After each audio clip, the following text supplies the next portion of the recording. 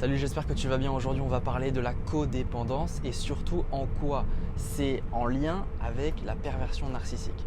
Avant ça, j'aimerais t'expliquer un petit peu d'où ça vient, d'où ça a été construit cette idée de codépendance, à quel moment on en a parlé. Alors, on va remonter un peu dans le temps avec les premiers médecins spécialisés dans des centres de désintoxication. Le mot codépendant, il est apparu dans les centres de désintoxication pour les drogués. On a appelé codépendant celui ou celle qui était en couple avec un drogué. Et on s'est rendu compte, les chercheurs se sont rendus compte que le codépendant, donc le compagnon du drogué, était lui aussi drogué, mais non pas à de la drogue ou à autre chose. Il était drogué à un rôle de tuteur, à un rôle de vouloir aider l'autre, au rôle de vouloir changer l'autre, de vouloir sauver l'autre. Un codépendant, c'est une personne qui pense essentiellement, exclusivement aux besoins de l'autre et qui s'oublie au profit de l'autre. Et c'est ça qui est intéressant parce que si je devais donner une petite phrase très simple pour imager ce concept-là de codépendance, il faut imaginer le codépendant, il est sur son lit de mort, c'est le dernier jour de sa vie et vous savez, on dit souvent que le dernier jour de notre vie, la vie défile, notre propre vie défile sous nos yeux. Eh bien non, le codépendant, ce qui va défiler sous ses yeux, c'est la vie de son partenaire. Parce que le codépendant pense qu'à l'autre. Et pourquoi je vous parle de ça et du lien avec le pervers narcissique? Parce que le pervers narcissique, il est drogué à vous. La drogue du pervers narcissique, c'est votre énergie, c'est votre amour, c'est votre empathie. Il vous aspire. Et vous, votre rôle, votre drogue là-dedans, c'est justement de vouloir aider l'autre, de vouloir le sauver. Vous ne pensez plus à vous, vous pensez à lui ou à elle. Vous imaginez ses besoins, vous imaginez ce qu'il faut faire, vous imaginez comment l'aider au mieux, comment il peut être heureux. Et donc, le codépendant vit essentiellement dans le futur. C'est-à-dire que le codépendant, il est dans le « si seulement cette personne était comme ça »,« si seulement cette personne était gentille »,« si seulement ». Et le pervers narcissique adore vous voir penser comme ça parce que lui, il souffle le chaud, le froid, un jour il est gentil et à un moment donné, vous savez, ses premiers moments de séduction ont complètement disparu. Et donc vous, en tant que codépendant, vous êtes dans cette idée de « si seulement ». Les premiers moments, vous pouvez revenir.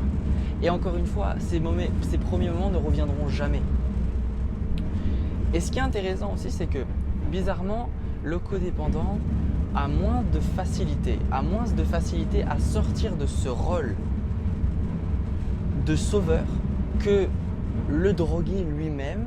Parce que le codépendant, finalement, même si le pervers narcissique, par exemple, venait à partir, le codépendant s'est tellement construit sur ce rôle, c'est tellement construit sur cette propre illusion que l'amour c'était d'aider l'autre et de donner exclusivement sans penser à soi-même, que le jour où le codépendant se retrouve seul, c'est terrible pour lui parce qu'il n'a pas appris à s'aimer.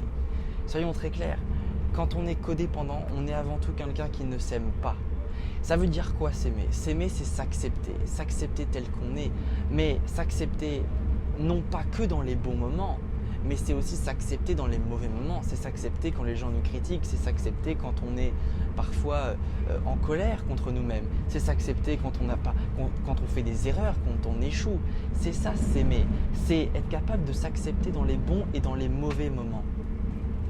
Alors le job du codépendant, c'est de s'aimer lui-même et quand on est dépendant à quelque chose, c'est justement de faire cette expérience. Ok, je suis dépendant à telle ou telle personne, je vais essayer allez, pendant 1 jour, 2 jours, 3 jours, j'arrête de lui parler. Je reste seul avec moi-même pour justement sentir cette dépendance-là. Sentir que oui, sans l'autre, je me sens mal. Sans l'autre, je me sens seul. Et de prendre en conscience cette idée-là que oui, vous vous sentez seul sans l'autre parce que vous êtes dépendant. Et plus vous prendrez conscience de ça sans vous fouetter vous-même, en vous acceptant, parce que pour sortir de la dépendance, c'est évidemment de se diriger vers l'indépendance. Et pour aller vers l'indépendance, il faut déjà commencer par accepter sa propre dépendance. Vous avez le droit d'être dépendant et c'est ok, vous l'acceptez, vous vous aimez tel que vous êtes. Et quand vous aurez accepté cette idée-là de dépendance, vous verrez que c'est beaucoup plus facile de s'orienter vers l'indépendance. Et une fois que vous serez indépendant, c'est-à-dire être capable de penser à l'autre, mais de penser à vous aussi, C'est-à-dire que je ne suis pas en train de dire qu'il faut arrêter d'aider les autres, je ne suis pas en train de dire qu'il faut arrêter de sauver les autres. Non, on peut le faire. C'est la mère ou le père qui s'occupe de son enfant parce que l'enfant n'est pas responsable de lui-même, c'est-à-dire que l'enfant a besoin. Mais quand l'enfant devient adolescent et que l'enfant devient adulte, le parent, à un moment donné, vous voyez, s'il reste trop accroché à son enfant, il y a un problème. Et c'est là où on est dans la codépendance. C'est quand on s'occupe de personnes qui normalement devraient s'occuper d'eux-mêmes. Dites-vous bien que vous n'êtes responsable de personne. La seule personne qui est dans votre pouvoir, c'est vous-même. Vous n'êtes pas responsable de la vie des autres. Vous n'êtes pas responsable de la douleur des autres, de la souffrance des autres. Peu importe votre empathie, peu importe, mais j'ai pas envie de le laisser seul, j'ai pas envie qu'il…